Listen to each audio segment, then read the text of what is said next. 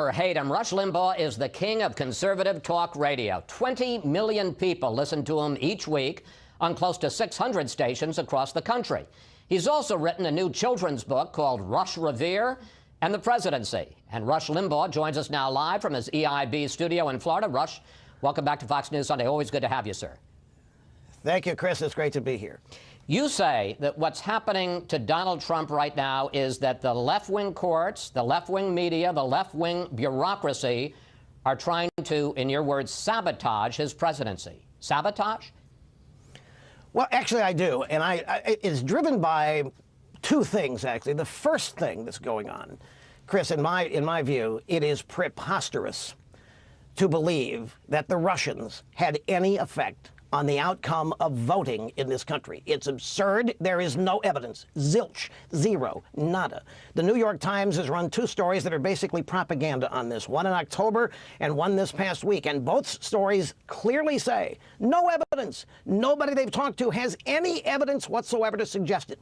The second thing I think that's important for people to remember, people that voted for Donald Trump, people that support Donald Trump, really, really believe that they were going to lose the country if Hillary Clinton won. This is not an idle thought. It's not an exaggeration. They really believe that the country as founded was up for grabs. It was over if Hillary had won, if the Democrats had another 4 or 8 years to do what they do with the judiciary and so forth. So those two things, and I think if you try to understand both of those, not you personally, but people have a much greater ability to understand Trump and his supporters if you can intellectually accept those two premises. You also use a phrase which I have to say that I only heard for the first time in the last couple of weeks, the deep state. And that's the notion that there's an Obama shadow government embedded in the bureaucracy that is working against this new president. I think some folks are going to think that's right on, and some folks will think it's awfully conspiratorial. Well, I would love to claim credit for that, but actually I think a reporter by the name of Glenn Greenwald at The Intercept, who has got a relationship with, what's his name, Assange, I think he actually coined the term, and I think it works. I don't think who's driving this business that the Russians hacked the election? It's a Democrat Party. It's Hillary. It's Obama. It's all those people who just can't accept that. And you think they're behind the leaks too? Absolutely. Of course they are. They're trying. Look, if they can't win at the ballot box, you know they're down 1,200 seats since 2010. They've become a marginal party electorally. All they've got is their embeds in the bureaucracy and the judiciary, and they're pulling out all the stops. There's no question. This business that the Russians hacked the election, this is serious, serious allegation that is impossible. The Russians could not have had any impact whatsoever on voting, either how they were cast or how they were counted. In fact, if you want to say they did their job. Hillary won the popular vote. How could they have possibly had any, this whole premise, and it's been driving news coverage here ever since Trump took office and even before. And you don't need any more evidence than that to suggest and to know that the left, which is run by Obama and Hillary and the hierarchy of the Democrat Party, is doing everything they can to undermine, to sabotage, and to prevent Trump from implementing his agenda. There's no question about it. I know what Trump should do. Well, I'm going to get to that in a second. But you suggest that there are some things that President Trump may be doing wrong. For instance, you've said that you're skeptical about his idea, and we heard it again from Reince Priebus, that they're going to come out with a new executive order on the so-called travel ban, and that this new one is going to pass muster with the federal courts. You're skeptical about that. Well, I'm not so much skeptical. I think they're going to do it, and I think they should do it, because the judiciary, again, is pockmarked with judicial appointees that Democrat presidents have made for years, and they're in there for life. And as we have seen in the first executive order, you know, Chris, his executive order hasn't even been ruled on. The judge in Seattle said, well, the president said during the campaign that he wanted to ban Muslims. And I said, no, it's irrelevant. They're not even using the law to try to stop the president on this. I think what the president has to do, and I was happy to see it, this rally was something that I hoped he would do. And in the rally, he really focused on domestic agenda. Look, here's the thing. Donald Trump has nobody helping him other than the people that voted for him. Obama had the media. Obama had the judiciary. Obama had all kinds of support.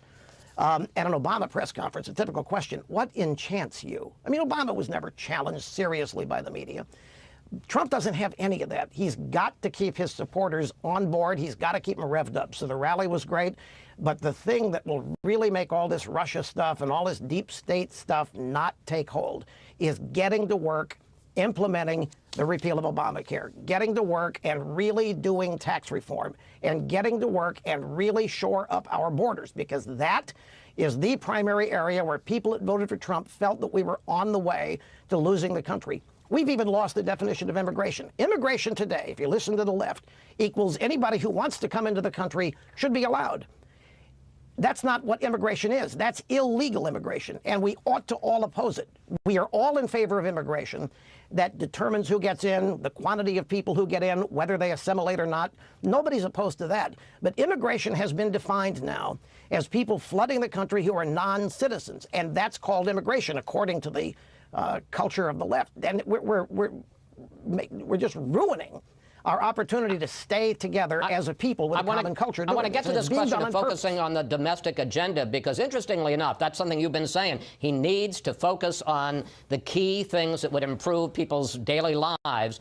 There is a columnist for the Washington Post who is no conservative, and he actually wrote this week, and I don't know whether you're going to give you a heartburn, he said, Rush Limbaugh is exactly right about how Donald Trump can fix his problems, namely ignore the political chatter and focus on the domestic agenda. But I got to tell you, by historical standards, by this point, Obama stimulus had already been passed. President Trump is pretty slow on Obamacare, is pretty slow on repealing Obamacare, pretty slow on tax reform, and there's a lot of disarray inside the Republican Party on Capitol Hill. Well, now, here I have to tiptoe. We're not talking Republicans and Democrats opposed to Trump. We're talking establishment versus Trump. Trump considered to be an outsider. The establishment doesn't want any part of Trump. They don't want him to succeed, and I would throw some Republicans in that as well. It's just the way Washington works. And this is why I think moving forward on this agenda is crucial. You mentioned Obama's stimulus. Here's the difference, and this is what Trump supporters know. It wasn't a stimulus. It was a payoff to unions, Chris. It didn't stimulate anything. We don't have a growing economy. We don't have jobs being created at a replacement level for those we had lost. We don't have anything, Obama said. He lied about Rush, the you may cost well of be premium. right. No, this is important stuff. The people. Well, no, I'm not disagreeing with you. I'm just saying at least he passed his program, and President Trump hasn't passed any of his programs yet. Well, it makes my point. Here you had, I tiptoe again. You have the historic You're not very good at tiptoeing. African-American.